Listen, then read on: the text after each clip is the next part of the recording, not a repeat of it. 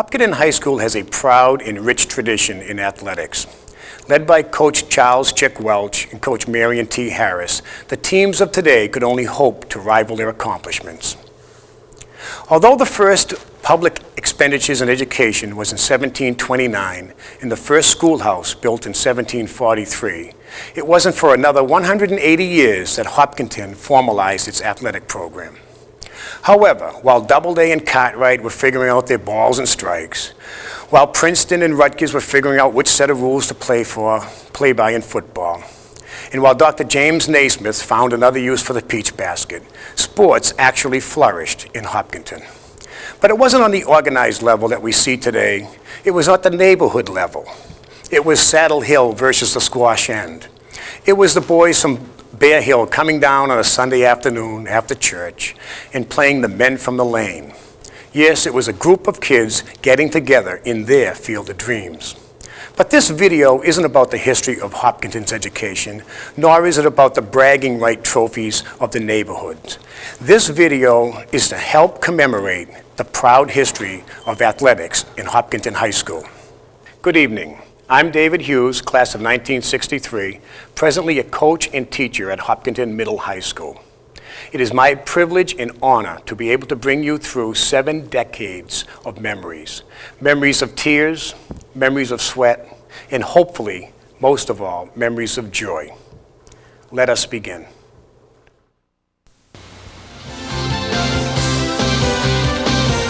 The early 20s saw the advent of organized sports at Hopkinton High School. The first recorded interscholastic sport was football, coached by Chick Welch, and the first games were played at Hope Field with such players as Ig Crowley, John Smith, Billy Smith, Benny McMillan, Ted Halley, Ken Cronin, Lawrence Lucas, Bill Hilliard, and Jack Danahy. The 1926 Ashland game at Hope Field was won when Hall of Famer Barney Mullins ran the length of the field for Hopkinton's only touchdown and had to drop kick the extra point twice because of an offsides call. Hopkinton 7, Ashland 6.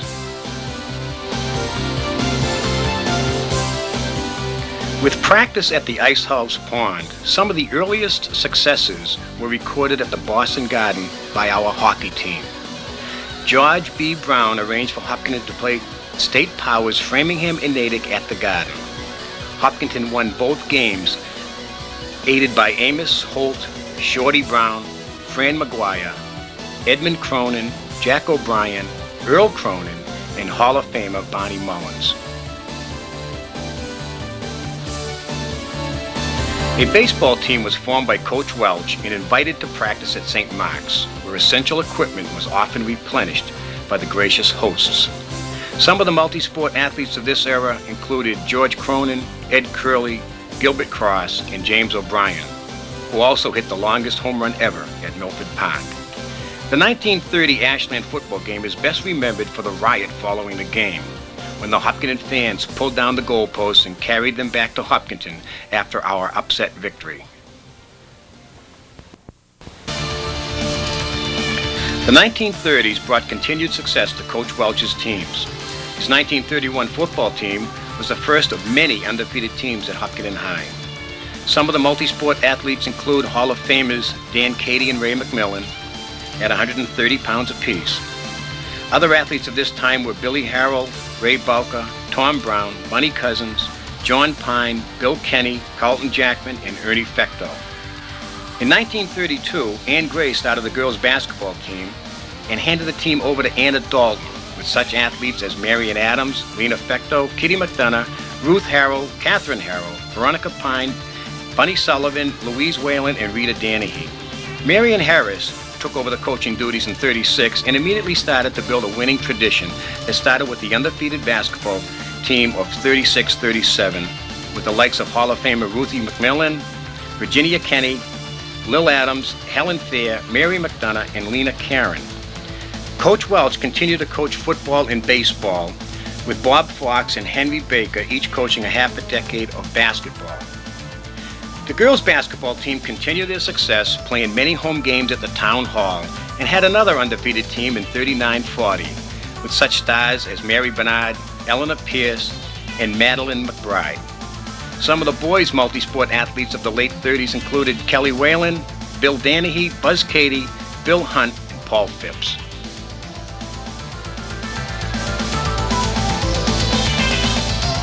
Stone throwers' uniforms were used because Coach Welch served the dual role of being coach not only of Hopkinton High School, but of the stone throwers as well. The 1940s began the golden era of girls' sports at Hopkinton High because it was the most successful in terms of team records.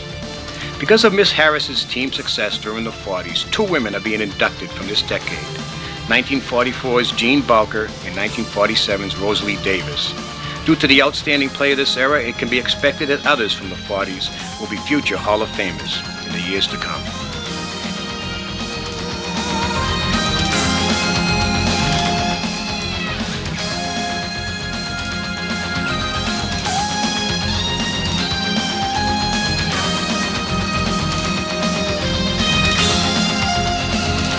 (1943) cheerleader Alden Foley went to Westboro High the next year and scored 2 touchdowns in the 44 game against Hopkinton. Chick Welch continued to coach football and baseball in the 40s with Frank Moriarty and Henry Baker handling the basketball duties. The 1940s football team produced the best records in Coach Welch's tenure. 2 of the star athletes of the 40s are Hall of Famer Ed Diana, who was carried off to the Burlington bus by the Burlington players and cheerleaders in an attempt to kidnap him for their own. In 1943, Hall of Famer Ralph Cumlin, the outstanding lineman who also pitched a no-hitter in baseball.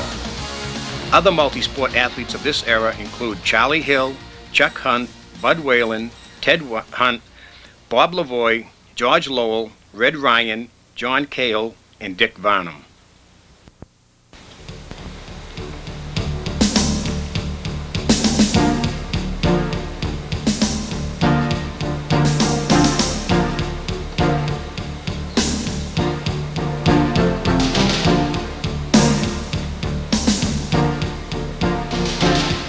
As in most of Hopkinton High history, many of the outstanding female athletes of this era were also cheerleaders for the boys' teams, including Hall of Famer Rosalie Davis, as seen in her cheerleading uniform and subsequent basketball uniform.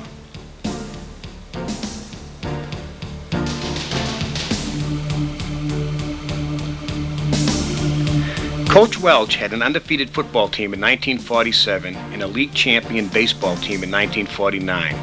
Some outstanding athletes of this time included Dave Whalen, Dick Cahill, Charlie Robertson, Jake Cunningham, Arthur Lowell, Dave Cross, Bill Stickney, and Hall of Famer Aubrey Doyle.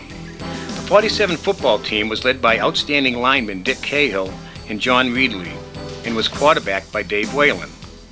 The undefeated season was saved playing to a tie with Holden. Dave Cross, who had not dressed in the first half, came out to score the tying touchdown.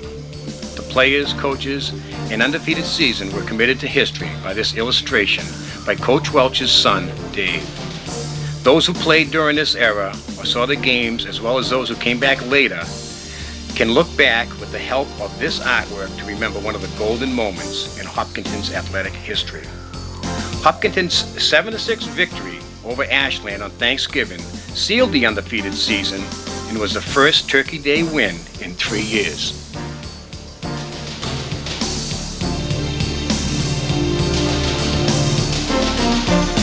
(1942) was the beginning of a string of 7 undefeated softball seasons. Miss Harris also coached 8 basketball teams with 2 or fewer losses. These teams included Hall of Famers Rosalie Davis and Pat Doyle, who once hit 5 home runs in 1 game.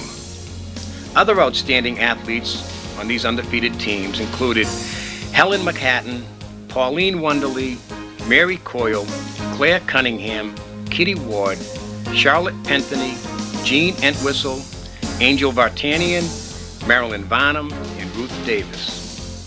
The team manager for the most of this era was Joe Ellen Spinazzola, who, despite the loss of a leg to cancer in the 8th grade, continued to help Miss Harris in every way possible. Joe Ellen died just before graduation, but is remembered by the Joe Ellen Spinazzola Memorial Award given at graduation each June. Both the boys and girls basketball teams won league championships in 1950. The boys, coached by Frank Moriarty, included Don Melvin, Joe Kenny, Ken Brown, and Hall of Famer Aubrey Doyle. Miss Harris's girls team included Ruth Davis, Janet Nordmark, Barbara Flood, and Hall of Famer Pat Doyle. In the late 40s and early 50s, Miss Harris again formed a field hockey team, but continued to coach basketball and softball to unparalleled success.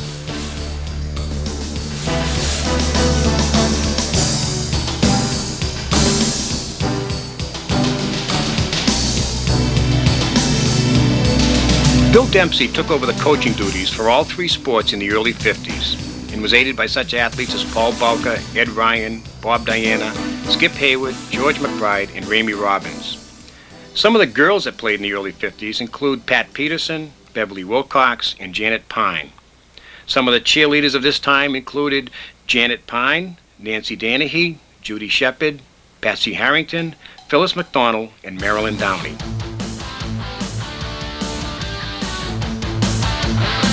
Other multi-sport male athletes of the early 50s include Jim Murphy, Lou Gillette, Jim Davidge, and Hall of Famer Jerry Cassidy, an all-around athlete who went to the University of Vermont and is enshrined in their Hall of Fame. Miss Harris's team continued their winning ways, including an undefeated basketball team in 1955 with the help of Mary Ann McDonald, Jane Gillette, Charlotte Hazen, and Hall of Famers Annie Martin and Jackie Irving.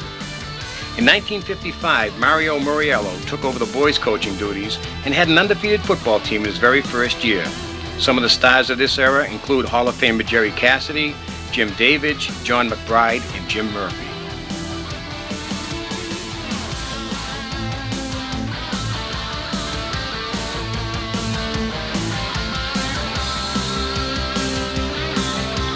All of the 1955 football games were played on the road because of the new high school was being built on the old field, and the new fields were involved in the construction. These fields still presently serve our teams.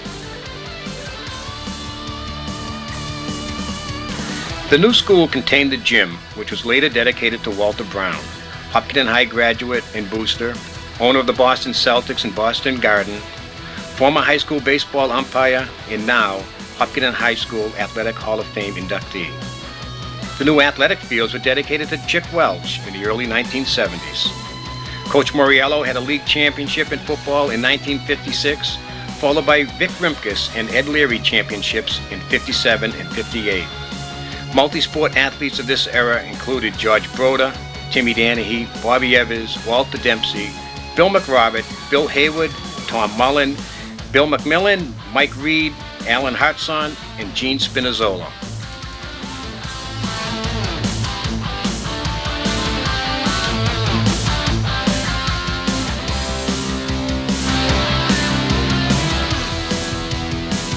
Some of the outstanding female athletes continued to act as cheerleaders. Miss Harris's teams of the late 50s included undefeated basketball teams in 58 and 59, with the help of Hall of Famer Jackie Irving, Helen Sibilian, Beverly Wilcox, Dutchie Hazen, Carol Stevens, Mary Cronin, Enid Wiley, Anita Masciarelli, and Jane Farrell.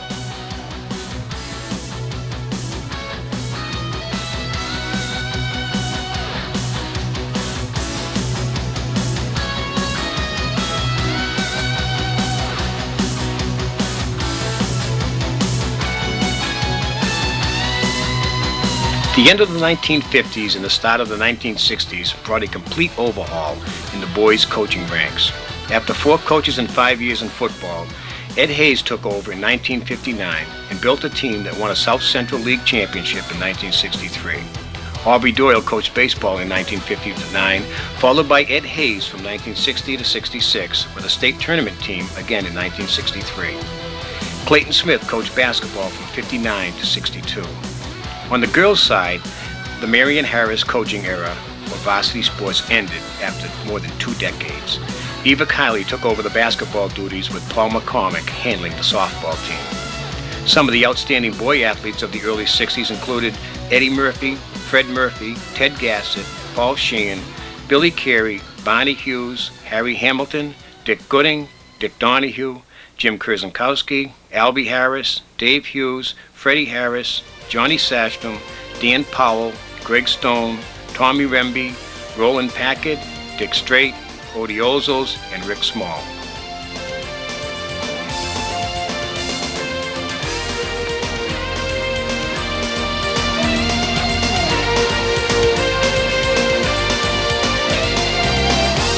Outstanding girl athletes of the early and mid-60s include Carol Ann Ryan, Patsy Danahy, Anita Masciarelli, Sue Beavers, Marilyn Cimento, Donna Simpson, Ellen Hackinson, and Ann Brooke. Mary Grass is best known for scoring 35 of the team's 37 points while playing a preliminary basketball game at the Boston Garden under Coach Eva Kiley.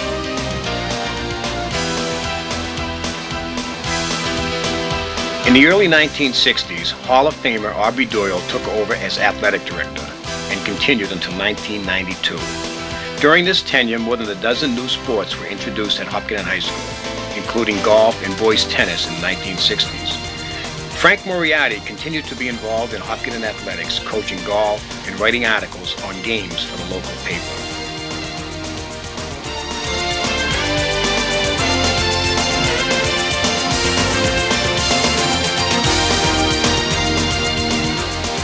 One of the outstanding athletes of the mid-60s was Hall of Famer Billy O'Neill, a four-year starter at quarterback, a 1,000-point scorer in basketball, and a standout baseball player.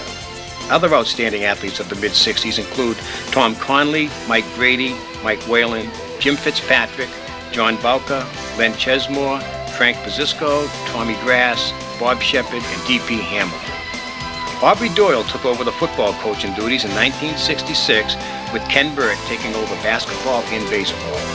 Some of the outstanding girl athletes of the late 60s include Susan Small, Paula Hughes, Debbie Tynes, Jude Campbell, Paula Hamilton, Jeanette Deletti, Cheryl Hitchings, and Andrea LaRue.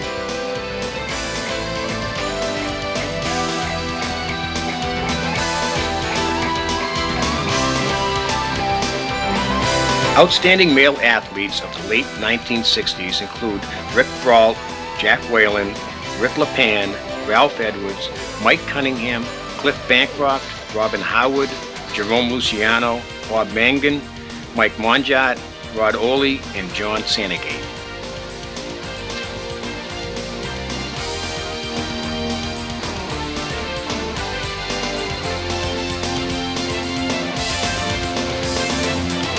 The early 1970s produced such athletes as 1971's Terry DeLeo, who is currently ranked among the top 50 amateur golfers in this country. Other athletes include Charlie Brock, Kemi Hain, Rick Phipps, Mo Whalen, Tom Nealon, Paul Carter, Scott Haynes, Billy Stickney, Jim Nugent, and Bob Strait. For the girls, Sue Beavers coached basketball and softball and created and coached a field hockey team from 1972 on.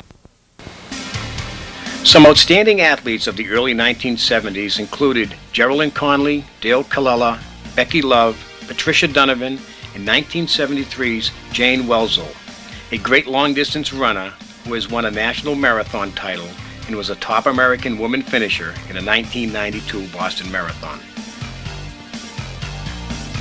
Jerry Hart took over the football coaching duties and produced 3 straight winning seasons with such multi-sport athletes as Chuck Hill, Frank Peake, Kenny Clark, Rick Wright, George McBride, Rick Davis, John Nealon, Joe Murray, Hall of Famer Mark Stickney, Mike Duffy, Dan McBride, Aubrey Doyle, Billy Mackin, Pat Lynch, and Dave Stickney. Sue Beavers' girls' teams in the mid-70s were aided by Hall of Famer Doris Doherty, Laura Love, Colleen Doyle, Denise Rousseau, Peggy Danahy, Lisa Doyle, Kathy Hatch, Sue Haywood, Peggy Donovan, Anise Bundy, Lauren Fisk, Laurie Moran, and Linda Welzel. All of the boys' coaches were aided by manager Dyke Warren, who kept stats, taped players, and reported on games for the local papers, despite being afflicted with cystic fibrosis. Barry Ullman started the cross-country team, while Joe Barnes coached both boys and girls tennis. Ken Burt continued to coach basketball and baseball through the mid-70s. Both of the inductees into the Hall of Fame came from 1975. Doris Doherty was a 4-year starter in basketball and flirted with the 1,000-point barrier. Mark Stickney was an all-league football and baseball performer who led the Tri-Valley League in football scoring and batting average in his senior year. Frank Moriarty was in his fourth decade of coaching, handling the golf team. In 1975, Ken Burt started the soccer team, and Miss Harris made a brief return to coaching, leading a junior high softball team to another undefeated season. Sue Beavers' field hockey team began to have great success, culminating with tournament teams in 78 and 79. She was aided by such stars as Julie Doyle, Dolores Lavelle, Nesta Connor, Colleen Kelly, Beth Stickney, Nancy Brown, Laurie Donovan, and Kelly Donovan.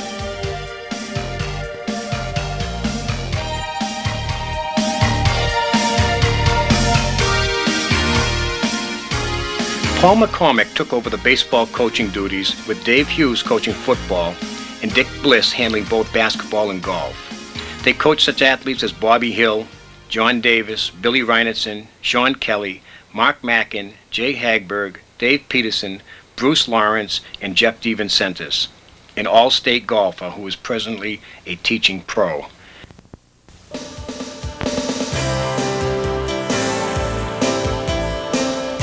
The overall success of athletics in the 1980s is unparalleled in Hopkinton High's history. Although the record of the girls' basketball and softball teams of Miss Harris's tenure may never be equaled, the overall success of both the boys and girls teams in the 80s were outstanding. It was with this in mind that 4 representatives of this decade were included in the initial group of inductees into the Hall of Fame.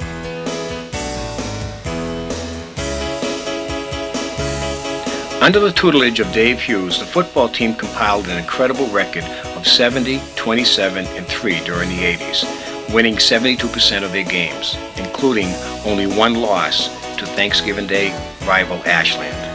This included Tri-Valley League championships in 1981 and 1984. Some of the athletes of the early 80s included Hall of Famer Jimmy Adams, a 4-year starter in basketball and baseball, and a 3-year starter at quarterback in football. And Timmy Doyle, record-breaking running back and all-star defensive back. Also from the early 80s were Paul Hill, Brian Thomas, Kurt Svensson, George Hagberg, Rich Corbett, Jim Hart, Steve Marquardt, Peter Travis, Mark Kelly, Steve Pitts, Paul Welch, Wally Hebert, Dennis Sullivan, John Walls, and Jim Marquardt. The golf team of the early 80s had 3 consecutive 10-4 seasons under the direction of Coach Dick Bliss, the best records of any golf teams at Hopkinton High. These teams repeatedly went to the state tournament, and they were led by a number of standouts including Jim Reinertsen, Bill Carey, Chuck Mullen, Jay DeVincentis, and Roger Adams.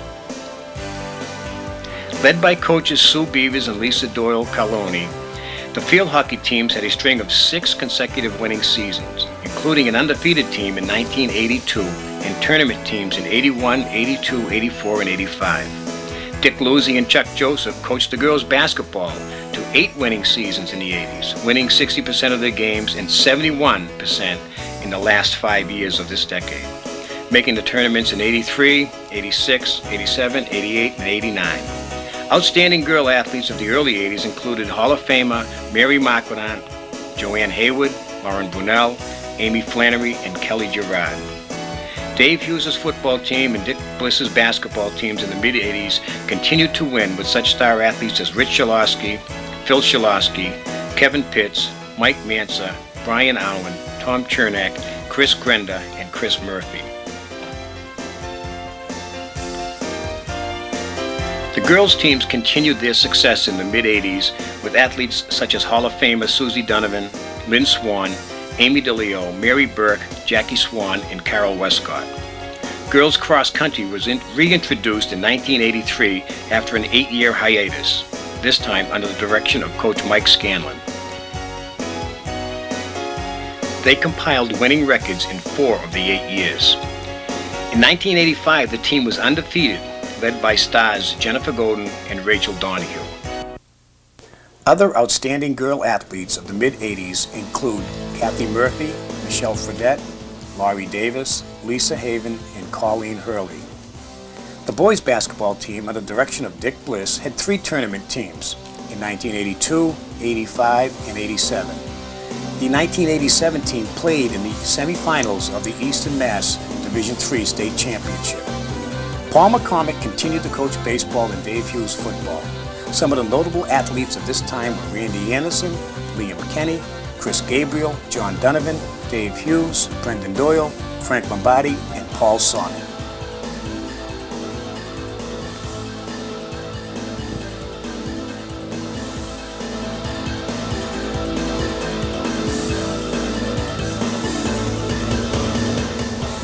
In the 1980s, Tom Maroney continued to coach girls soccer with Stacia Peters and Michelle Fredette coaching field hockey.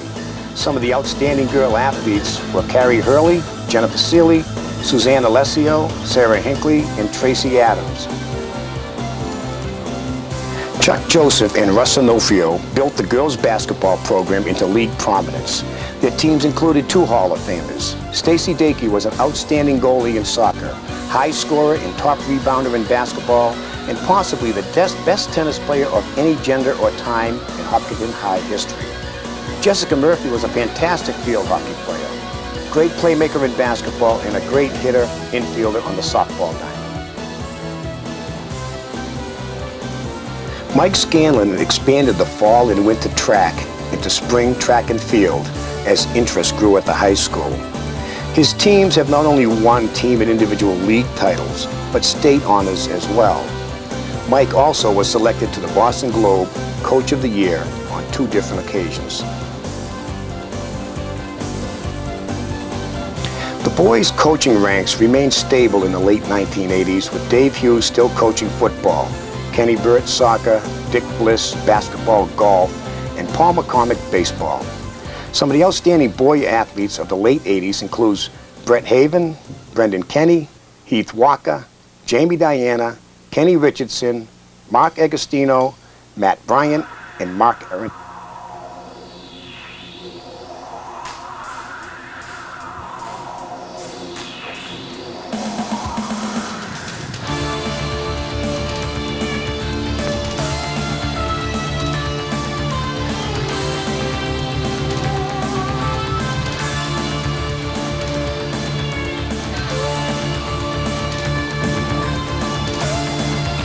The girls of the late 1980s and early 1990s continued their winning ways at Hopkinton High.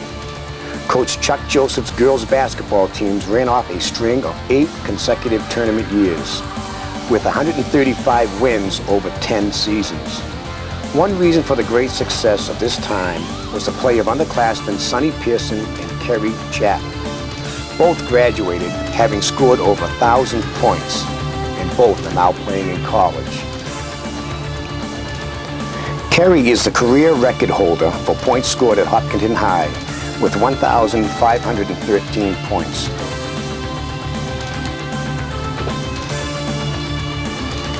Other outstanding athletes of this time frame include Jen Brunell, Susie Boucher, Jennifer Golden, Rachel Donahue, and a young girl named Jen Britz, who would become the best runner and high jumper in track history. Paul McCormick ended 30 years of coaching at Hopkinton High in 1992. Mr. McCormick coached girls sports in the early 60s, boys baseball at the junior high level in the 70s, and ended his career as the varsity baseball coach.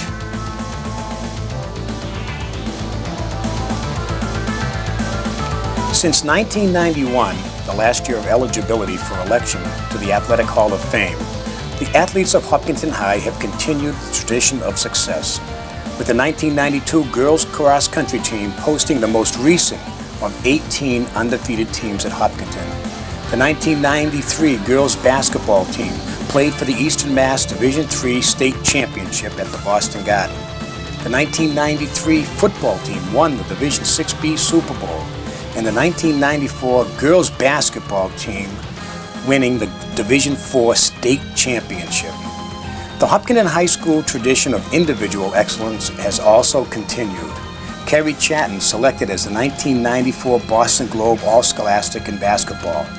And Jen Britz was not only a 2-year Boston Globe All-Scholastic, but was also chosen as a 1995 High School All-American for her accomplishments in track. Tonight, it is my pleasure to welcome you all here to celebrate the induction of 19 former athletes, administrators, and supporters into the Hopkinton High School Athletic Hall of Fame. Hopkinton High School has a proud history of athletic achievement and the inductees being honored tonight stand at the forefront of contributors to that history. The Hall was founded to honor great athletes of the past, to ensure that their performances and accomplishments will never be forgotten. The Board of Directors is extremely proud of the individuals to be inducted tonight. We think you will all agree that their glory is Hopkinton's glory, and that their achievements on and off the field of play have reflected well on our community. Although the Hall of Fame was founded to honor great athletes of the past, this is in no way intended to diminish the efforts of all other athletes, coaches, and supporters. The very essence of high school athletics is based on participation, and although the abilities of others may not have matched those of the inductees, the importance of their participation cannot be overstated. Although these athletes, coaches, and supporters may not have attained the lofty levels of achievement of the Hall of Fame members, we would not be here tonight to honor these inductees were it not for them. This evening necessarily and gladly pays homage to the past, but the Hall of Fame hopes to play a major role in the present and future of Hopkinton High School as well. We hope this event will stir up a sort of productive nostalgia, fostering school pride, and providing tangible assistance to outstanding Hopkinton High School student athletes. We appreciate your interest and support over the years to come. I'd like to take this opportunity to thank all those who have made this evening possible. The Board of Directors has worked long and hard, reviewing literally hundreds of worthy nominations with good humor and a strong sense of fairness in history. Hall of Fame members invested considerable time in reviewing the qualifications of all of the nominees and providing us with their votes. We are also grateful for the enthusiastic cooperation of the town of Hopkinton and to the school department. Mostly, though, thanks go to the athletes inducted tonight for the memories they have given us and for the greatness that will always be a part of Hopkinton High. We have a great evening ahead of us, so sit back and enjoy.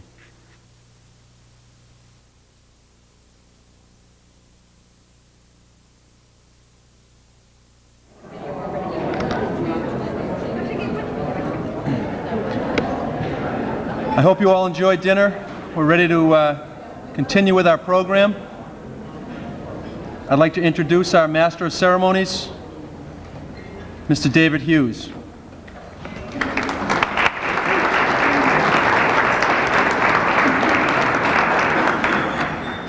Well, it's been is this? No? Is it on? Okay. It's been 3 short years since we've been here. Time really flies.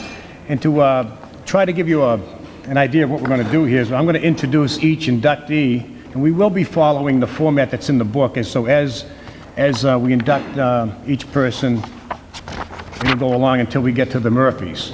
We're going to try and do them together. All right, our first inductee is John Jack O'Brien, class of 1927. Jack was a forward on the hockey team, an infielder on the baseball team, and a manager for the football team. In his senior year, he was captain of the baseball team. But as he went on to Boston College, he probably he fulfilled his athletic dream. He was captain his junior and senior year of the track team. They went on to Madison Square Garden to win the National Indoor Championship. He began teaching in Hopkinton in 1933. He became principal in 1935. He served as superintendent, it seemed to me like forever, from 1950 to 1974. He came back shortly in 1980 to serve a few months. While he was school principal, his responsibilities included not only academics, but athletics as well. He was responsible for the overall athletic program, and in those days including raising funds for all the sports. During this time, Jack also umpired many softball and baseball games. Maybe that's part of the reason why we won so many. Well, he went off to the Navy and served in the South Pacific, where he was awarded the Purple Heart and the Presidential Unit Citation. But it was while he was superintendent that he was so instrumental in the growth of the Hopkinton education system. He expanded the curriculum.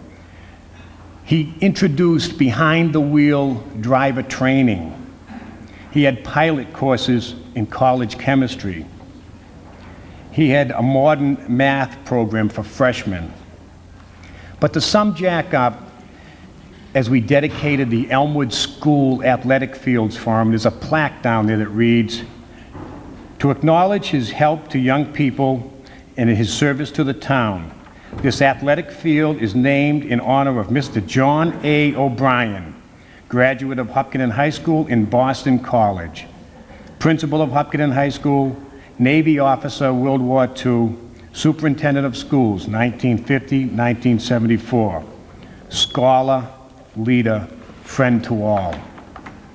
Accepting his honor tonight is his wife, Helen Smith O'Brien. Helen.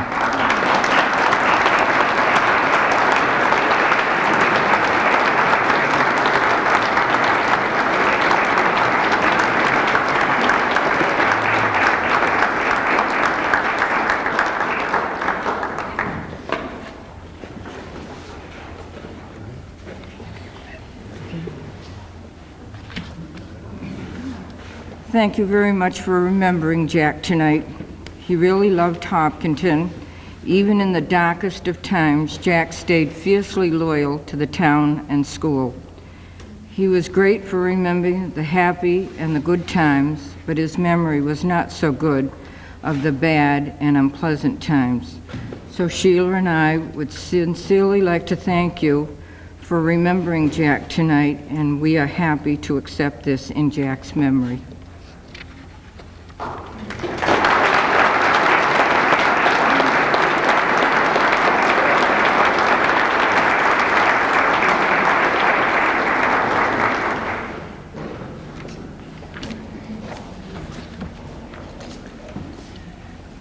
Joseph Ignatius Crowley, class of 1928.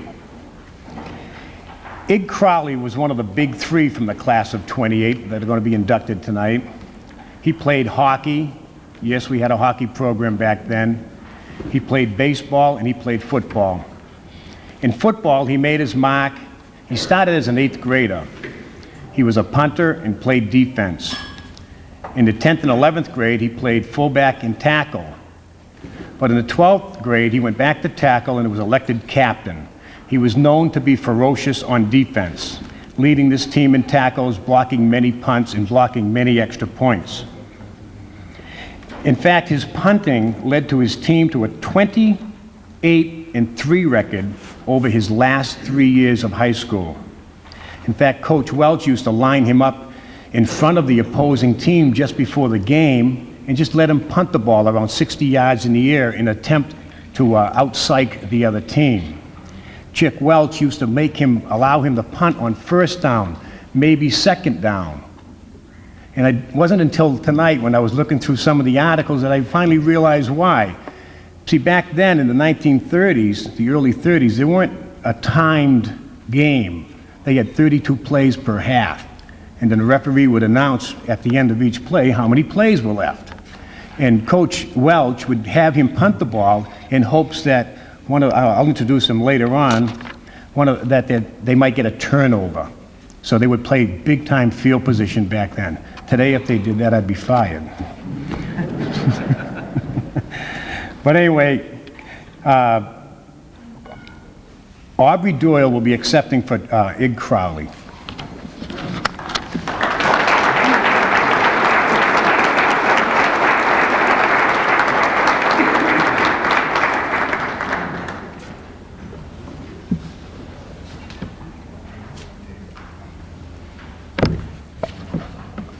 We could not locate any relatives of Mr. Crowley.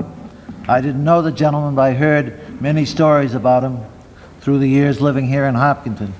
So I'm very happy to accept this on his behalf. If anybody here knows of any relatives that we could send this to, I'd be happy to get it to them.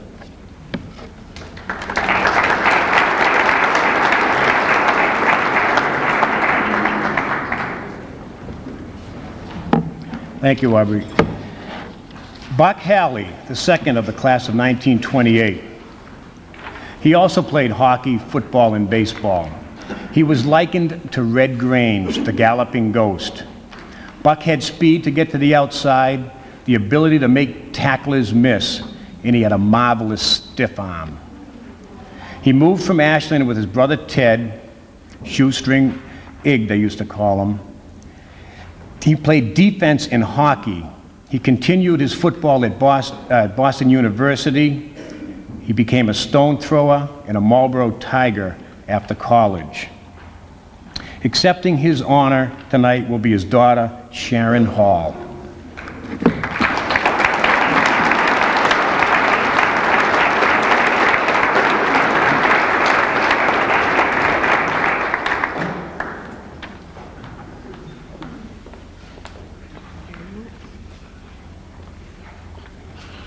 Everything I had planned to say was written in the book, so you don't need to know that, except that my dad was also the best dad in the world and the best husband to my mom. And I accept this for her and my 3 sisters, my brother, his grandchildren, and his great-grandchildren. Thank you very much.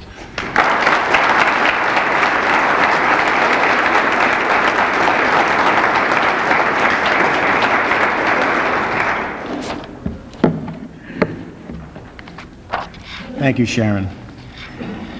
Al Wyman, the last of the big 3. Al Wyman was the great linebacker. Ig Crowley was the lineman. Buck Halley was the runner. Al Wyman started for 4 years in football. He made 90% of the tackles. He was an end as a freshman and a sophomore year, a fullback as a junior and a senior. To quote, he was a constant at linebacker. He was a tough runner, a good receiver, and a very strong blocker. He was the backup punter to Crowley. He played the game the way it should be played. His first tackle was as hard as his last tackle. He would walk off the field exhausted. In every sense of the word, Al Wyman was a football player. He also played baseball, and Aubrey Doyle again will accept for Al Wyman.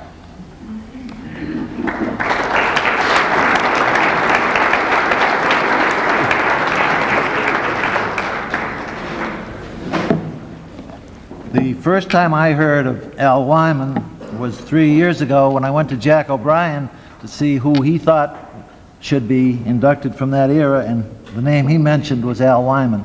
Again, we have no relatives to get this to, and none could be here tonight. So if there are anyone here can give me some information, we'll get the plaque to any relatives that are still living. Thank you.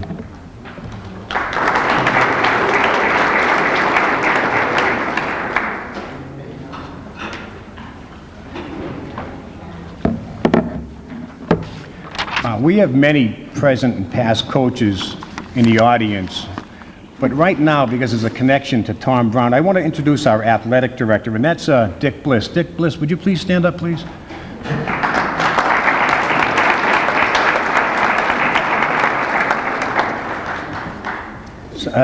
Dick, as you know, is from Westboro, and of course his father was from Westboro. And his father was a pitcher. Well, Tom Brown, who's being inducted right now in the class of 1932, happened to go 5 for 5 one day against his dad. And it happened the next time up, he hit Tom Brown.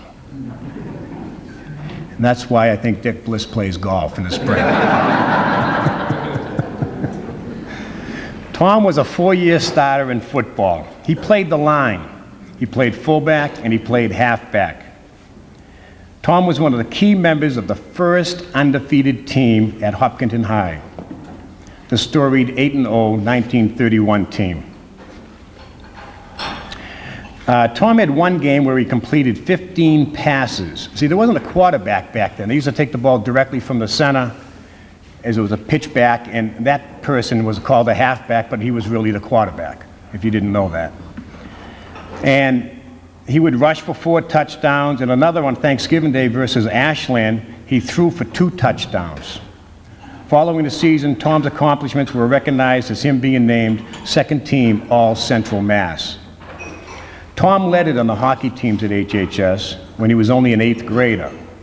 and it had nothing to do that his father owned the Boston University Arena, George V. Brown. But it was on the baseball diamond that Tom really left his mark. A 4-year starter, second base, shortstop, and finally settling in as catcher. As catcher, he was known to throw out the opposition who was stealing from his knees. A very strong arm. He always either hit third or fourth, depending on how Chick Welch wanted to use him.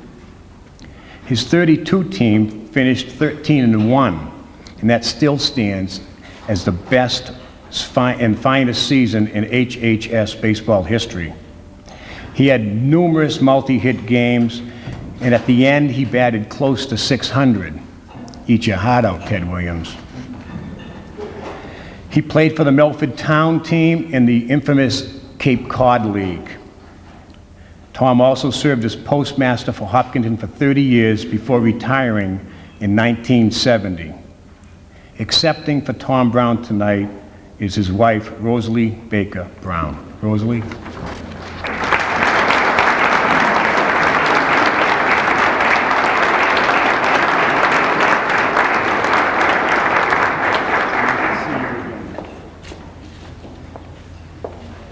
I want to just thank the committee who put on another wonderful evening for all of us who are inductees. Tom is not able to come tonight. He has suffered a serious hearing loss and his sight is gone, but boy, his mind is sharp as a tack. Tom, I always thought as a young woman how lucky he was because he came from the illustrious Brown family and saw the greatest athletes in the world, the Runners, the Bruins, the Celtics when they were all champions. But I think his memories are still very fond of Hopkinton. And because his mind is so sharp, I walked into the room where he reads one evening and he was making a signal like this. And I said, "Tommy, you all right? What are you doing?" He said, "Yeah, my memory was taking me back to Ed Curley pitching, and I was telling him put in a fastball." I think of all the things that have happened to Tom in his life, he's very proud of Hopkinton, and he thanks all of you for this election into the Hall of Fame, as I do. Thank you.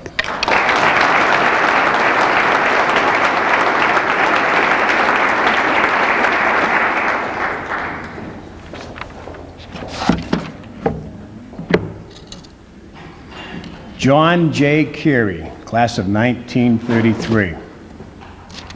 John Carey played 3 years of varsity football at Hopkinton and is starting guard on the 1931 undefeated team. He was also a baseball player during his time as a student. But most of all, I remember John Carey as our principal.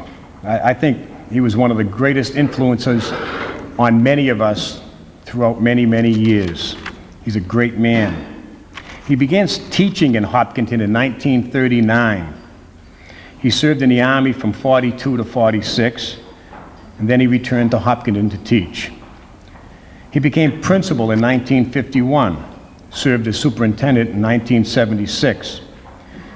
He was a faculty manager of athletics from 47 to 61, scheduling games, the officials, rain dates as we go, snow dates as we go through this spring. For many years, he would scrimmage with the high school players on the football field and the basketball court. You talk about interacting with the students. One of the many things John points to with pride is his role in expanding the faculty and facilities at Hopkinton High School. When he started, the staff consisted of a principal himself and 6 teachers. When he retired in '76, there was a principal, vice principal, and almost 50 teachers at HHS, and we're growing steadily again. He was also heavily involved in moving the school to its present Hayden Rose Street location off of Main Street, Skunk Hill. John is here tonight, and please come up and accept this award.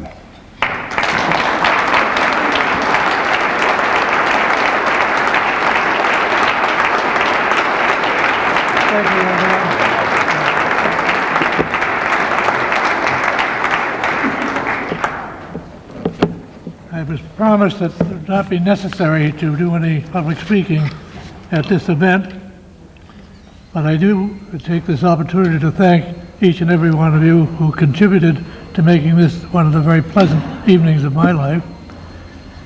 I would like to also take a bow on behalf of my wife, who left her sick bed to drive me down here because I couldn't drive. I've been legally blind for 5 years. I can see everything, but the main people want you to drive with good eyes. Thank you very much.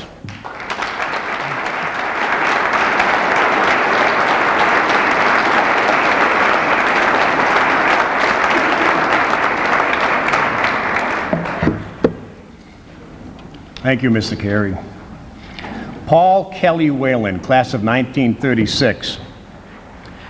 Kelly is a member of the Whalen clan that provided exceptional athletes to Hopkinton High School for over 40 years. Many of his 8 brothers and sisters also had great careers at HHS. He is the great uncle of the current Major League Baseball star, Jeff Bagwell. Jeff was if you don't know, he was the MVP of the National League a couple years ago. If you also don't know, the Red Sox had him in their farm system. We let him go. He was a 4-year starter on the football team. He played quarterback and halfback. He was also known for his excellent punting.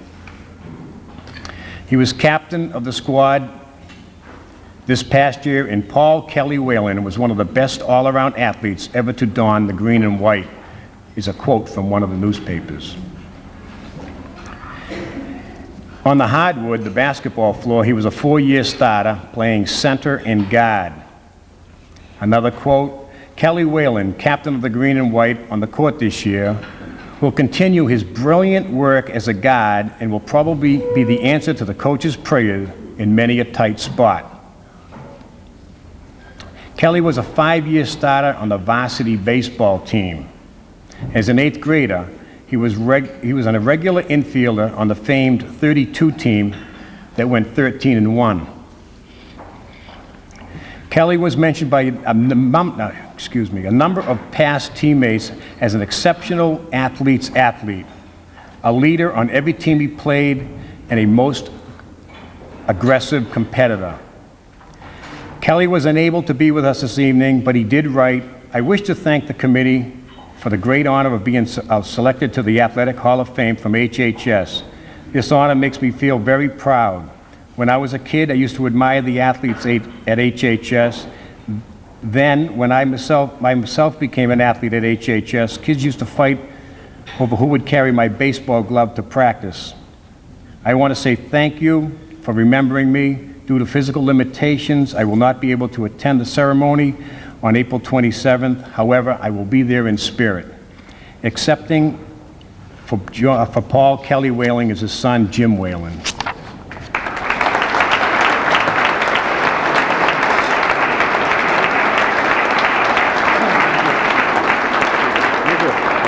I don't have much to add to what my father already said in his letter, and I really wish he was here to see some of his old friends, and I'm really as proud as he is and honored to accept this in his absence. Thank you.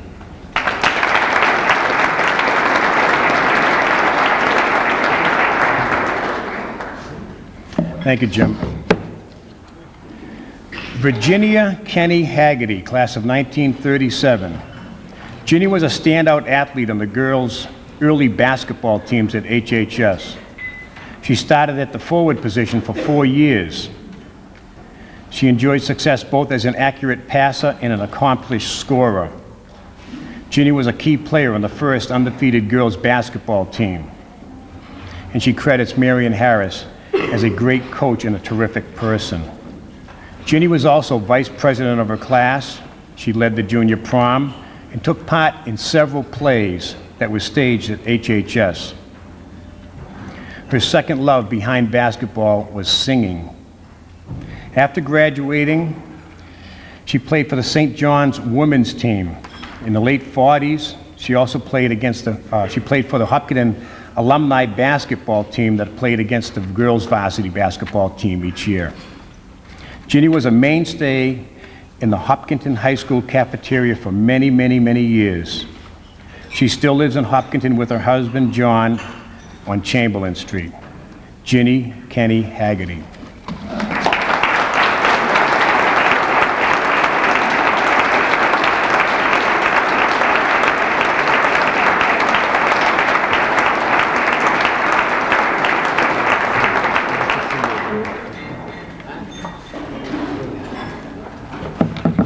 I would like to thank the Hopkinton High,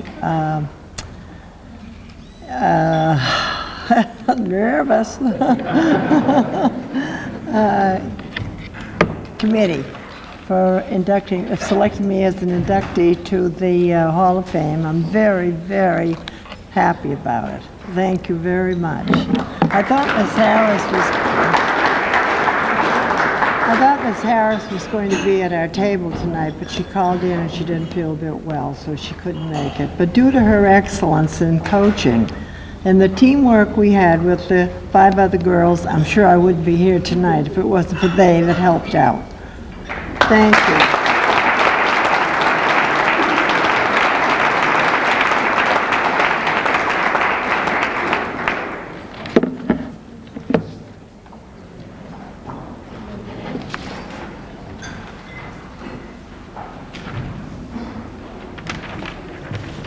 At this time, I would like to introduce some other coaches in the audience. Kenny Burt, would you please stand up? Soccer coach for many years, started the boys soccer program. Chuck Joseph, girls basketball coach for many years. Are you here? Please stand up. Chuck. Of course, Aubrey Doyle, our ex-athletic director and coach, many years. And the reason I introduced the coaches at this time is because Paul Phipps was a coach in the Little League. I remember him so vividly as a coach, a great coach too, and a great person. Paul Phipps, the class of 1939. Paul was not only a student athlete at Hopkinton High School and beyond, but he had a significant impact on the town of Hopkinton. He earned 16 varsity letters during his stellar career at HHS. Wow. 5 in football, 4 in basketball, and believe it or not, 7 in baseball. As an 8th grader, he was a starting fullback on the varsity football team. During the 4 additional seasons on the varsity, he played all the offensive backfield positions as well as linebacker on defense. He also spent time kicking off, kicking extra points, and returning kicks. He lists as his most memorable football moments beating Ashland on Turkey Day in 1938 to break Ashland's streaks of winning 6 straight. In basketball, he was a guard. He was known for his deadly shooting eye. He was captain his senior year. Paul played on the varsity baseball team from the 5th grade.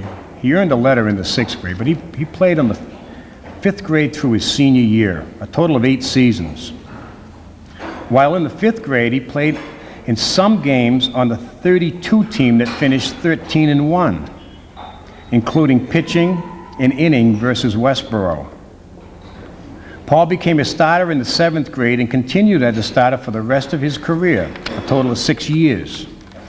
He played second, short, third, catcher, and catcher became his primary position. His fondest memories include back-to-back home runs against Wilmington in '37, hitting 3 consecutive triples against Millis, a home run against Wayland to win the game. Paul batted close to .400 his 4 years of high school, including .471 his senior year. He played in more than 110 varsity games. After graduating with high honors and receiving the Scholar Athlete Award, Paul was awarded a 4-year scholarship to Holy Cross. Paul continued with baseball, playing in numerous semi-professional teams, as well as for the Goldsboro Gold Bugs in the Red Sox farm system. When I got to Hopkinton, so to speak, I was here all my life, but when I got to Hopkinton, I remember Paul as one of the founder of the Little Leagues. He was an organizer of the Hopkinton Boosters Club, a charter member of the Kiwanis Club in the Key clubs back then. He was an organizer of the Hopkinton Scholarship Committee, a member of the Boston Athletic Association Board of Governors. He established his insurance agency in 1950. Paul Phipps gave everything he had to Hopkinton. Paul Phipps, 1939.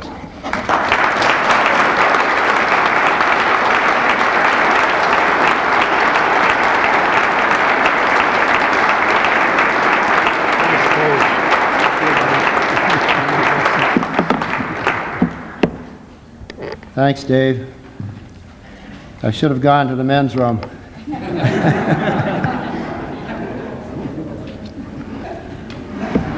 Well, when you get a captured audience like this, how do you shut up, huh? I'll keep it brief.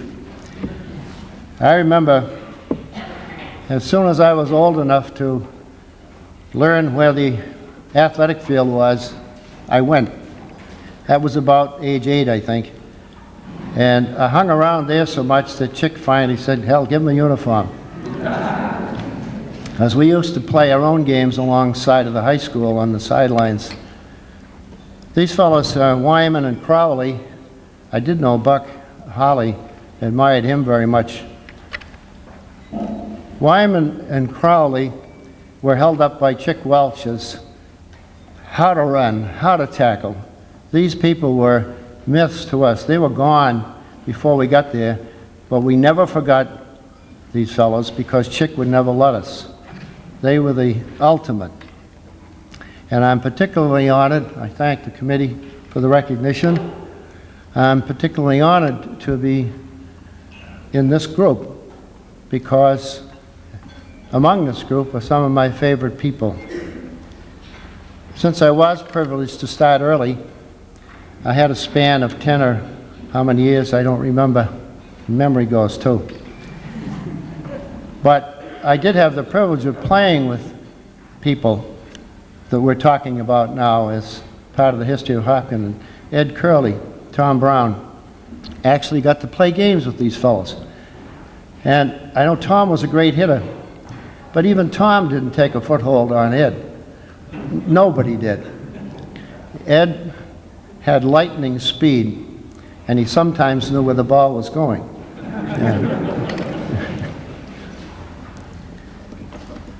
I could go on and on. It's such a pleasure to read this book and to review the careers of these people that are being inducted with me tonight. I view that as a very special privilege, and I thank you all very much.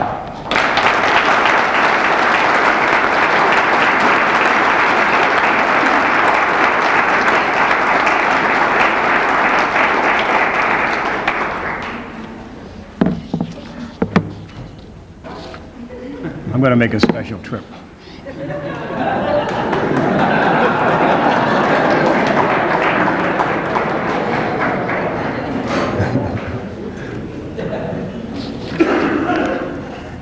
Thank you, Paul. Janice Hunt Avery, class of 1943. Janice Hunt Avery is a member of the Hunt family that produced many outstanding high school athletes in the late 30s to the mid-40s. Her brothers Bill, Chuck, and Ted were key members of the football, basketball, and baseball teams. Janice was a key player on the girls' basketball team and answered the call when the softball team started in the early 40s. As a member of the undefeated basketball team in 41 and 42, she was described as a tall, steady guard who caused her opponents plenty of worry. She was also known for playing outstanding zone defense. When Miss Harris started the softball team in the early 40s, she called on the members of the basketball team to play. Janice played from the very beginning and was on the undefeated teams as a junior and senior. Her primary positions were second base and catcher. Janice Hunt Avery has Suzanne Callis, Jack, and Dan Avery as children. Dan Avery is a soccer coach, boys soccer coach, and boys baseball coach down in Framingham as we speak. In fact, Dan enjoyed a victory over Natick Thursday. And it doesn't surprise you that when one athlete is so great that another athlete comes along and then all of a sudden they become coaches because they want to help other kids.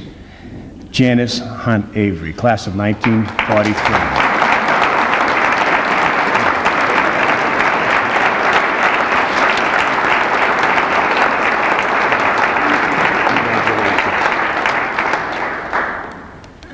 I want to thank you all very much.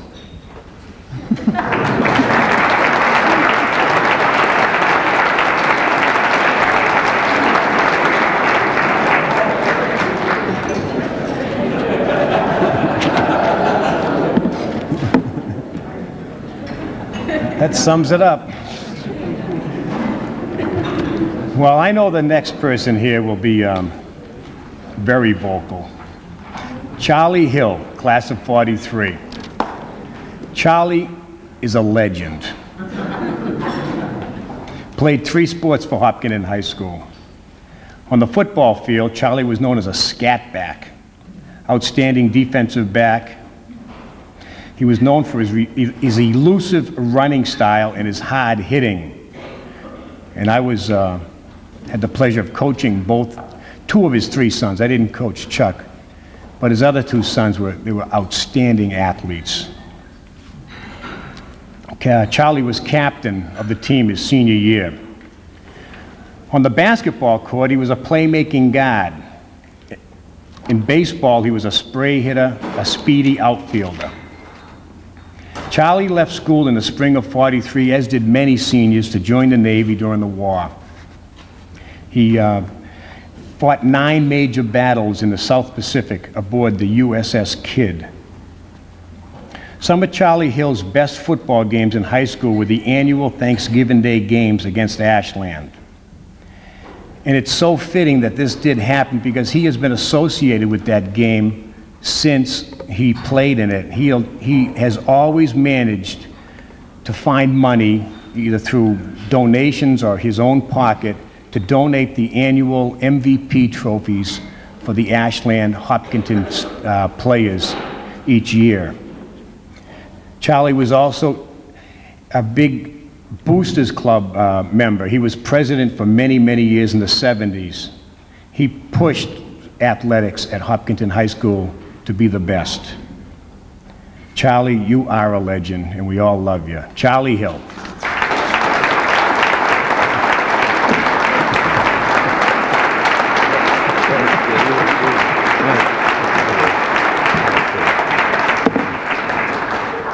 Well, I want to thank the committee for voting me in, and all the players that played from '38 to '43, or I wouldn't be here.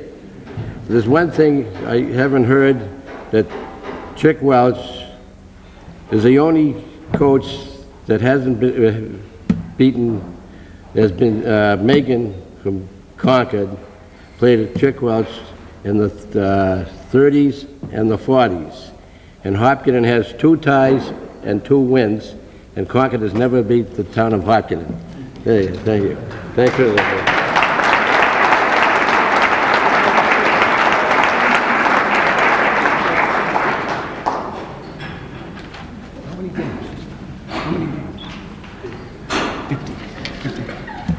Concord had around a 54-game winning streak, and Hopkinton was the last team to beat them before they went on that streak, and we tied them hence. That's what Charlie was referring to. 53? Thank you. Janet Nordmark Yaden, class of 1952. A terrific all-around athlete in the late 40s and early 50s. She was very active in student government and the social life of her class. She played field hockey on Miss Harris's teams in the early 50s, captain her senior year. She also played softball in the spring, but it was as a forward on the basketball court where she truly earned a name for herself.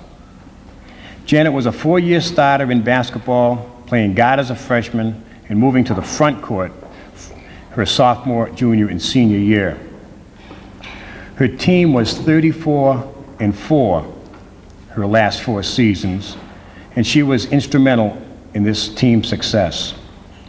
She was one of the top scorers as a sophomore, netting almost 200 points. As a junior, she led the team to another 1-loss season. She was elected captain as a senior and scored well over half the team's points.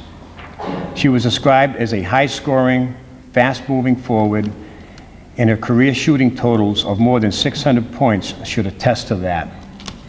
They only played around 12, 13, 14 games a year back then, so if they had played I'm sure if they'd played the 18 tournament games, et cetera, she would well be in that 1,000 point club.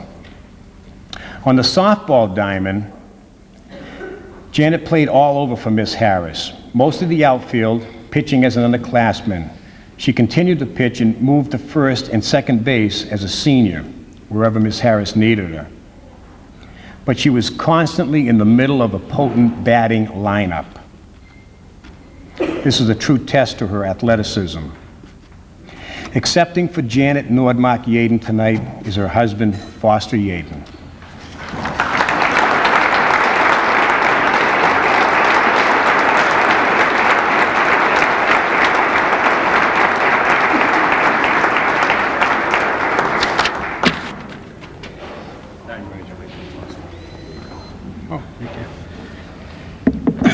It's been a long time since I've spoken before people at Hopkinton. Used to be at the town meetings all the time, but I'll make it much briefer. This is a thrill to have the committee do such a thing, to notice Janet. Hi, Mr. Pratt.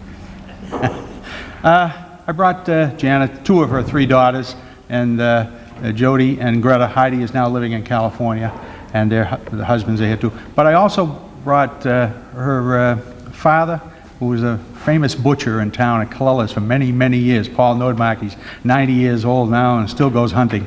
And wife Winifred back there. Paul, say, just give a little wave.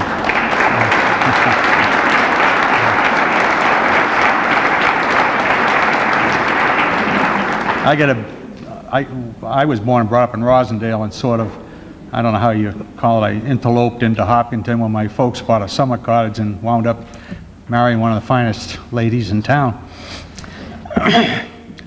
But I get a big kick out of seeing these Hopkinton names, my God. So many of the old names, and they just pop up everywhere, and now you see it with a, you know, like Aubrey, I knew him way back, and then I see that, then oh, there's a son, there's another Doyle. I mean, it's just, it's amazing that Hopkinton is such a great little, sort of a little bit of a hidden country town. I know the Sticky Wicket opened it up a little bit a few years back, but we stayed on the other side of the highway, so, you know, yeah. Well, thank you very much for this whole thing, and we really appreciate it, the whole family.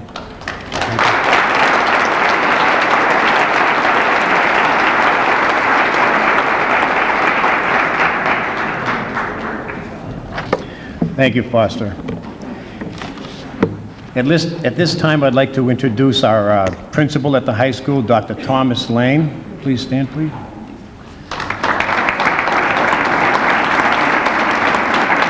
And our superintendent, Bill Hosmer. Is he still here? He had to leave, okay.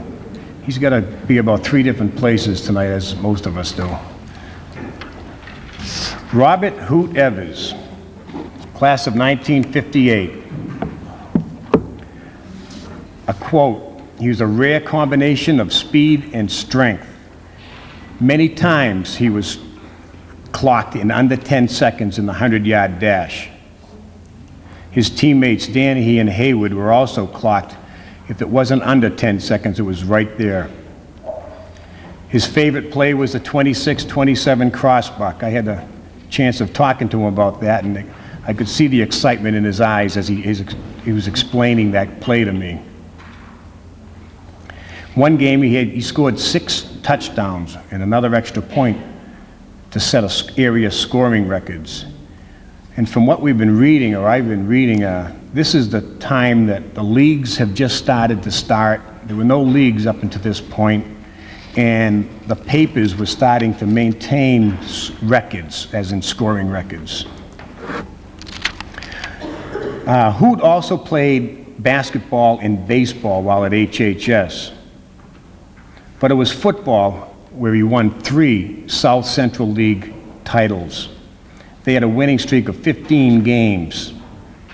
He was named Boston Globe Class L, large, all-scholastic football team. He led the state in scoring. He played on the undefeated 55 team. He wore number 78. He also excelled on defense. He returned many punts and many kickoffs for touchdowns.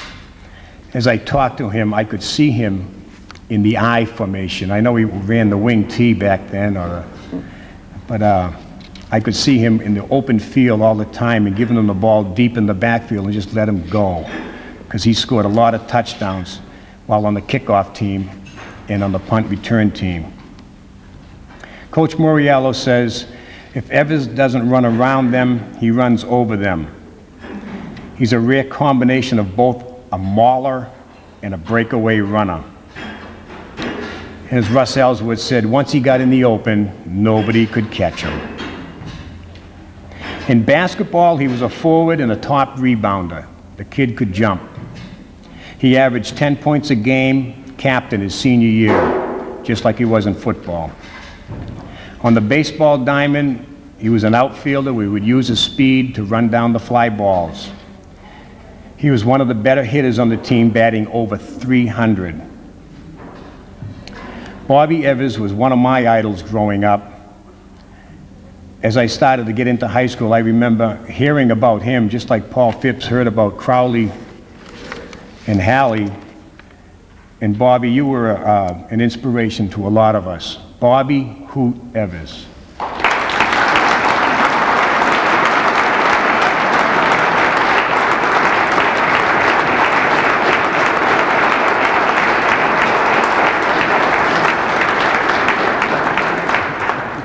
Thank you, David. There's a quote that Lou Gehrig once said, that he was the luckiest man in the world, not just for athletics. I have a great family, great friends, and this to go alongside of it is going to be great. And I want to quote something on football, because I'll get talking in a minute. I was a freshman in 1954, and we had, I think, the first freshman football team. We had like 11 players out.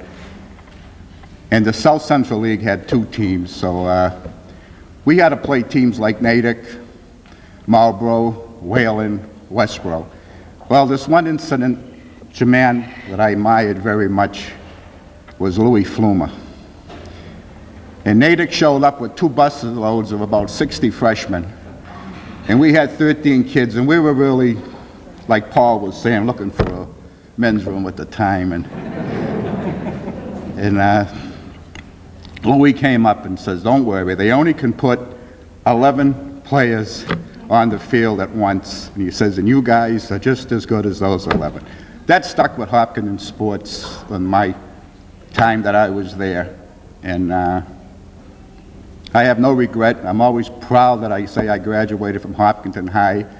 I'll be moving back into Hopkinton in 3 or 4 months, and I hope to be here a long time.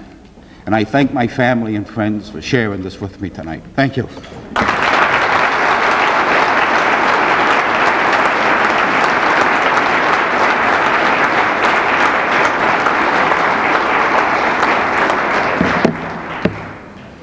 Thank you, Bob.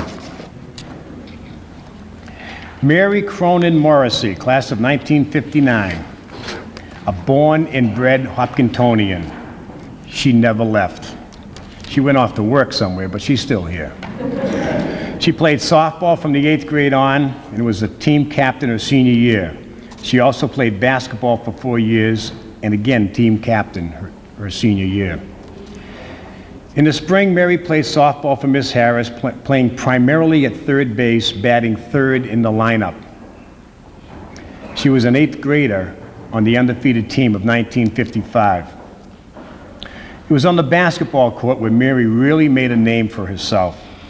She played forward on teams that lost only 6 games over 4 years. Her teams were undefeated both her junior and senior year. As a senior, the team was invited to play at the Boston Garden before a Celtics game. They were playing Bridgeton, Maine. Hopkinton won. Mary scored all but 2 points. Along with the 42 points she scored as a junior against Northborough, that was the highlight of her career, so she says. Mary went on to play basketball at Santa Maria College, being named captain her senior year. She teaches at Shawsheen Technical High School, presently in Billerica. And like I said before, she still lives in Hopkinton. Mary Cronin Morrissey.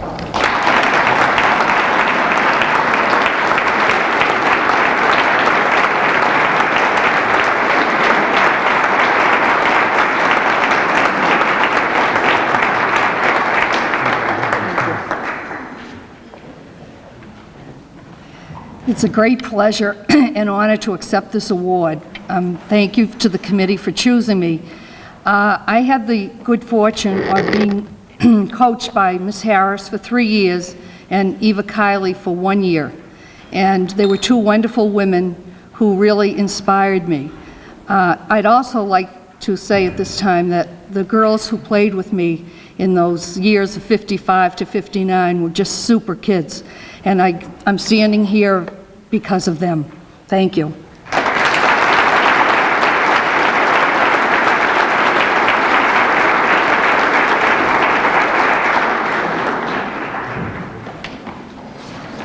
Thank you, Mary. Freddie Murphy, class of 1961, a three-sport star, and I mean star. In football, his favorite sport, he was a fullback and linebacker. He played on 2 South Central League championship teams. He was a 3-year starter and captain his senior year. He was a Framingham News All-Star. He went on to play at Dean Jr. and the University of Detroit. On the basketball court, Fred was a rugged guard and forward who was equally proficient at both positions.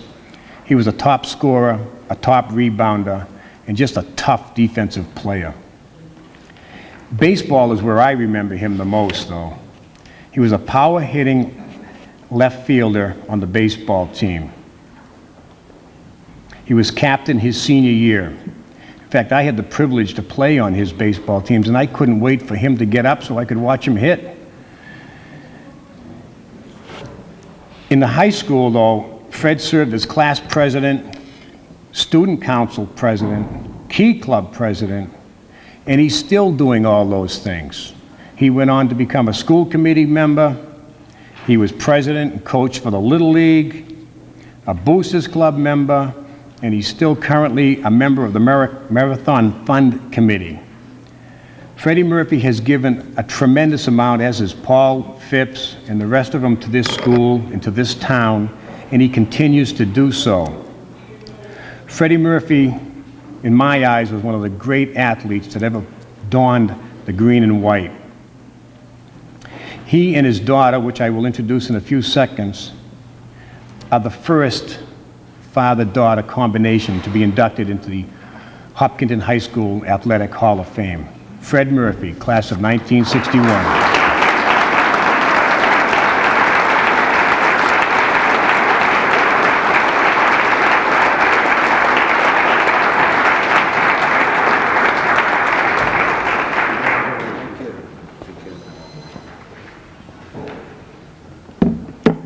Well, it's indeed an honor, to be inducted into the Hopkinton High School Hall of Fame. I'd like to thank the committee for inducting me. I'd also like to thank my coaches. Ed Hayes was a coach of football and baseball. Mr. Aubrey Doyle, football and baseball. And Vic Gremkes. He was only here 1 year, my freshman year, but he made a special feeling, I guess, that I had for him, even though he was only here for that 1 year. I guess he gave a freshman a chance to play in some varsity games, and I really appreciated that. Finally, I'd like to thank all my teammates. All the sports that I was involved in involved a ball, a football, a basketball, baseball. They're all team-type sports. And without those people passing you that ball or practicing hard with you every day, I would not be able to be here today. So I would like to thank all of those teammates. Thank you very much.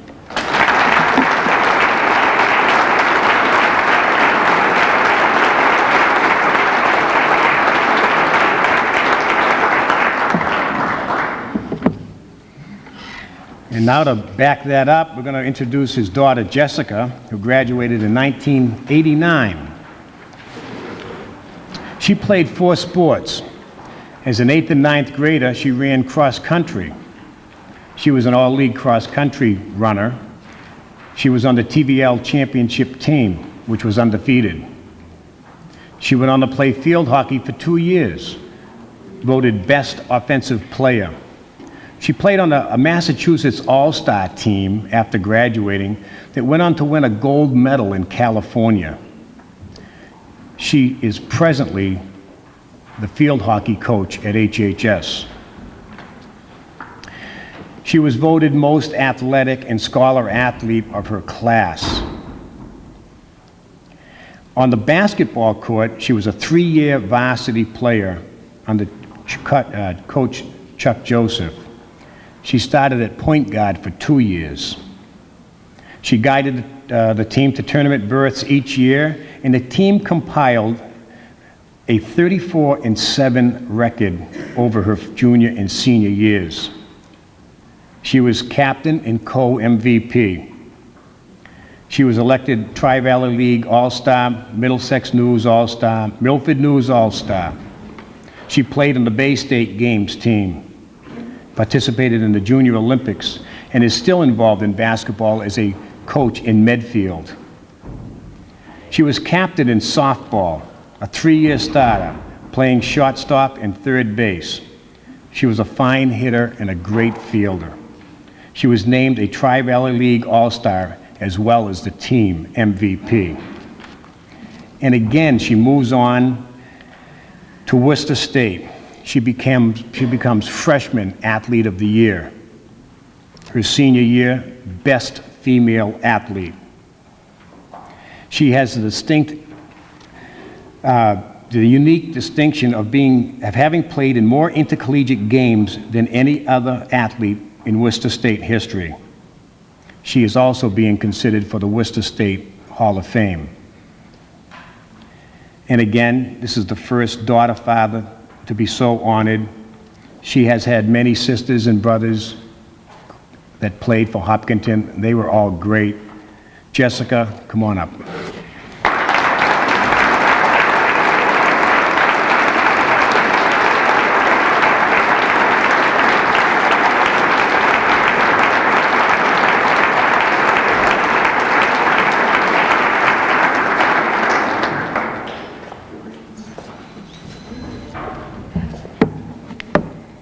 I believe I might be a little more nervous than Miss Virginia Haggerty, so believe it or not, I didn't talk to my father about what he was going to say, and I seem to have the same sentiments that he did. I'd like to thank the coaches that I played under, and especially the teammates that I played with. I played with a lot of great ones, such as Stacy, who's also being honored here tonight, Lori Davis, Karen Thomas, Jennifer Godin.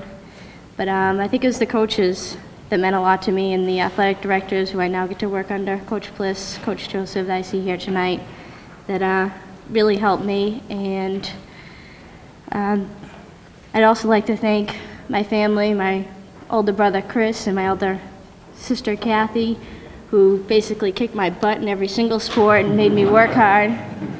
My younger sister Sarah, who got good a little too early and made me work even harder to make sure I stayed a step ahead of her. My father for being the first of our Murphy family 3-sport athlete and setting the standard with class, and both my parents for making just about every single game that we ever played. So, thank you.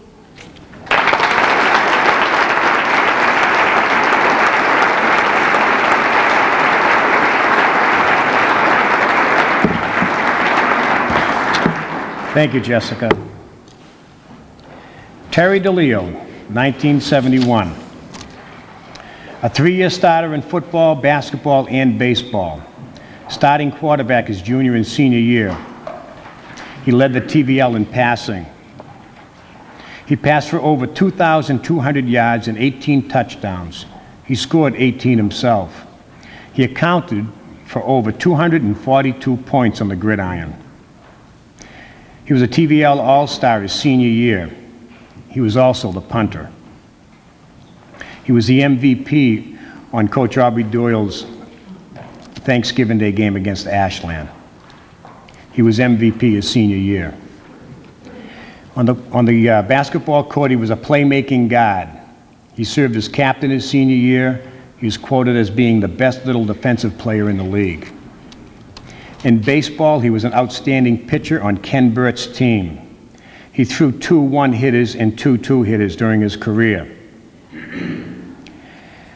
To quote, Hopkinton's diminutive Terry DeLeo pitched 6 innings of no-hit baseball and hit a 3rd-inning home run and a single to help Hopkinton High edge Medway 2-1. His play as a junior led the Hillers to the first-ever Eastern Mass baseball tournament bid. After college, to show how athletic Terry really is, he took up golf. He was a top amateur in New England in 1994. He won the Vermont State Amateur Championship 2 years ago. He was a top-ranked New England amateur. He also played in 1992 in the 1994 United States Amateur Championships. And if any of you ever played golf, I have just started. It is an incredibly difficult game. Terry DeLeo is a great athlete. To accept his nomination or his award tonight is Mark Parento. Mark?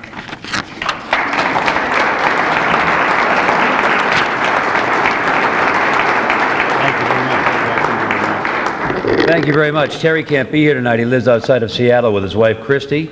He owns the Ride Snowboard Company with another partner, and they're doing really, really well, and snowboarding has sort of taken over. I met Terry about 15 years ago as a skier at Killington. He's one of the best skiers ever, tenacious in everything he does. He also is a great golfer, as has been mentioned, and became very successful in Vermont.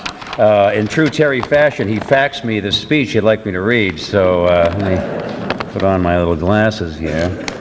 After 30. Terry would like to thank all the people of Hopkinton that were involved in the selection process for this honor. There are certain people in your life that you'll always remember, he says. One can often reflect back in your life to the successes that they have achieved as individuals, and these people often have a profound influence on your achievements. My mother, Terry says, certainly can be given credit for most of everything I have achieved during my life. She taught me how to never give up and believe in myself for most of all of my entire life that I have done. There is one person that I can credit for what I have done with the opportunities that have been presented to me during my life, and that person is Ken Burt. He was my coach and father figure while I was attending Hopkinton High. He taught me the meaning of the word desire. With every goal I set for myself, it was this word that truly rang in my head and was instrumental in the successes that I have achieved. This award really should go to Ken, as it was he that made me shoot for the moon. I'm sorry that I could not be here in person, but I send you my fellow townsman, Mark Perrino. Thank you very much for Terry DeLeo.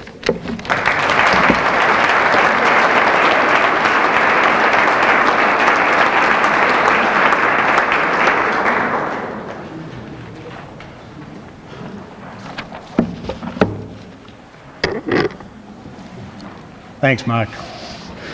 Brian Thomas, class of 1983. Brian was one of the golden boys in the early 80s. He played 4 years of football, basketball, and baseball. On the gridiron, he was a multiple threat. He played offensive end, defensive tackle, he punted the ball, he returned kickoffs, he returned punts. Great pair of hands. He was a Tri-Valley League All-Star, Milford News All-Star, Middlesex News All-Star.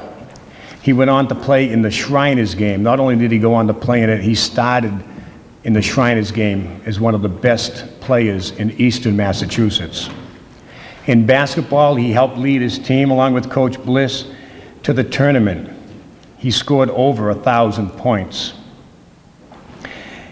As a junior, he had a 15-6 record during that tournament run.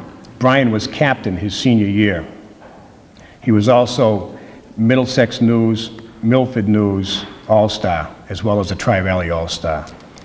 In baseball, he played not only for Hopkinton, but he played for the Westboro Legion for 3 years. He batted over .340 for the Legion. He batted very well for Hopkinton also. Brian Thomas was one of the great athletes in the early 80s, and I'm very privileged to have coached him. He went on to earn a scholarship to the University of Maine. Brian Thomas, class of 1983.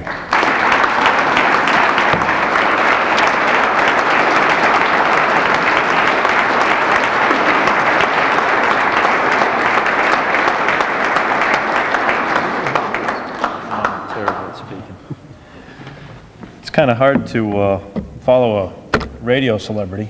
You know, I don't have that kind of voice. And the rest of these speeches have been so good. I'd just like to first thank my parents and my wife, who I chased around in high school, and now she's my wife. That's probably where I got some of my mobility. Certainly my coaches, Dick Bliss, Coach Hughes, greatest 2 coaches I ever had. I appreciate it. And I'd like to thank the committee too. Thank you.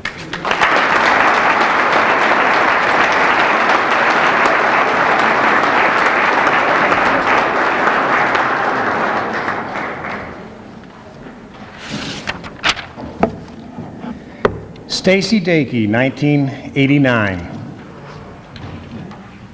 Stacy earned a total of 12 varsity letters during her career.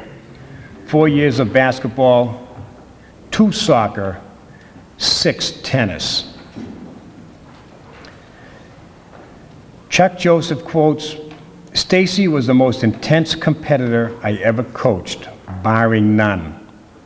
She scored over 850 points while still being a force on defense. She was a great rebounder. Chuck would tell me she would will the ball into her hands. She developed a skill of tipping the ball to herself. She was voted Tri-Valley League All-Star, Milford News All-Star, Middlesex News All-Star. On the tennis courts, she played #1 singles for 6 consecutive years. Probably the best tennis player ever to graduate from Hopkinton High School, male or female. She was a great athlete. In the fall, Stacy would play goalie for the soccer team. Coach Maroney told me that she was her coach on the field. He could just tell Coach Maroney felt that she was a wonderful person, very humble. Stacy's leadership, proven by being named captain of 4 Hopkinton teams, did not end on the sports scene. She was also vice president of her class and involved in numerous school activities. She went on to play both tennis and basketball for Bridgewater State. She returned to coach the successful 1994-1995 JV basketball team. Stacy is presently attending UMass Boston and is studying anthropology. Stacy Dakey, 1989.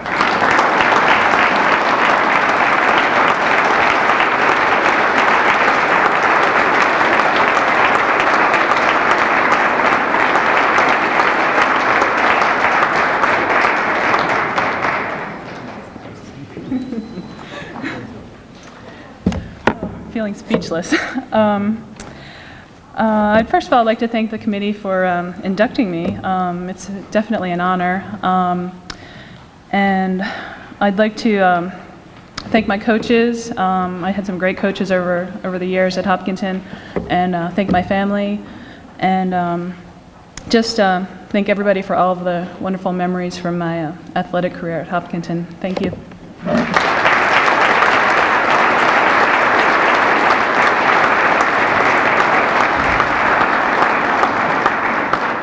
Thank you, Stacy, and congratulations to all you inductees. That ends my portion of the program. We're going to hear from young Aubrey Doyle, and then we're going to break up, I believe. Aubrey?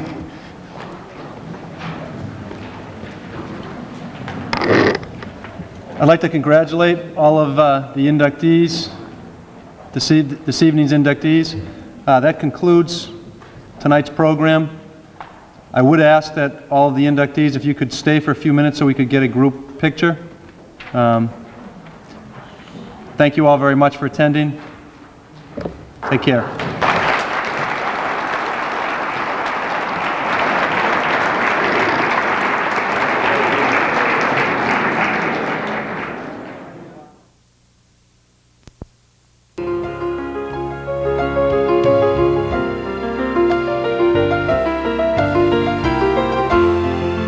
John J. Carey, class of 1933.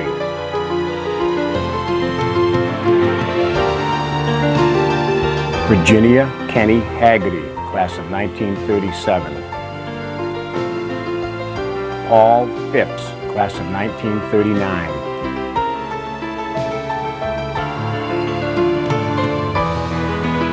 Charles L. Hill, class of 1943. Janice Hunt Avery, class of 1943.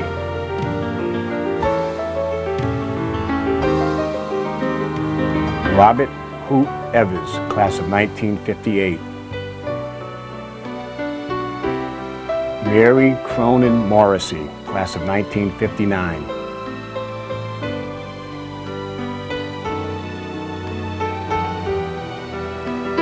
Fred Murphy, class of 1961.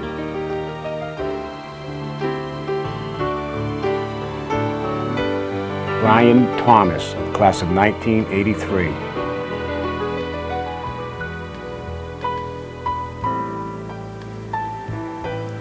Stacy Dakey, class of 1989.